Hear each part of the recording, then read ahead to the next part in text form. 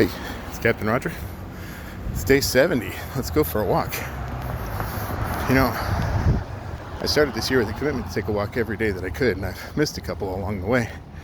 But I've managed to stay pretty faithful to my intent, though I do confess I grumble about it some days before I go. Now, another person who was very faithful with his walk was this guy named Joshua. And in an event that we know absolutely nothing about, Moses picked Joshua to be his assistant, either just before or just after Israel left Egypt. And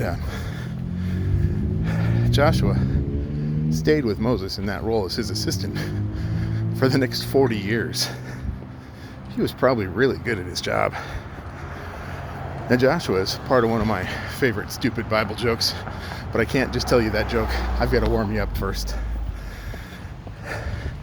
Why didn't Noah play cards while he was on the ark? Because everyone was standing on the deck. How do you know that God's a baseball fan? Because he started his book by telling about what happened in the beginning. See, big inning. Yeah, all right, that's warmed up enough, huh? Who in the Bible had no parents? Joshua, because he was the son of Nun. All right, if you didn't know that Joshua's father's name was Nun, that last joke is probably not funny. But I think it's funny. And since I only tell jokes to amuse myself, it's good for me. Now, Joshua may have been the son of Nun, but his character was definitely formed by the time that he spent with Moses while Moses walked with God. And Joshua was a guy who seemed to have had this well-formed faith and this abiding trust in the Lord that never faltered. Those probably come from all those years of seeing how Moses interacted with God and God interacted with Moses, and how God always kept his promises to Moses and the people, even though Moses and the people both struggled to keep their word to him. And just before Moses died, the Lord told Moses that Joshua was the right spirit-filled man to replace him. And right after Moses died, the Lord told Joshua to get the people ready to enter the promised land at last. And so Joshua took command. He didn't wait for a committee to approve him or ask anyone if it would be okay.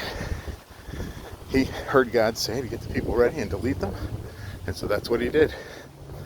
He was confident that if God said this is what he should do, then he should just do it.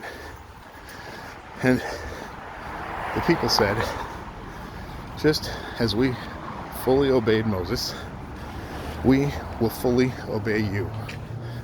And that probably made Joshua a little nervous, because he had seen the people ignore what Moses taught them dozens of times.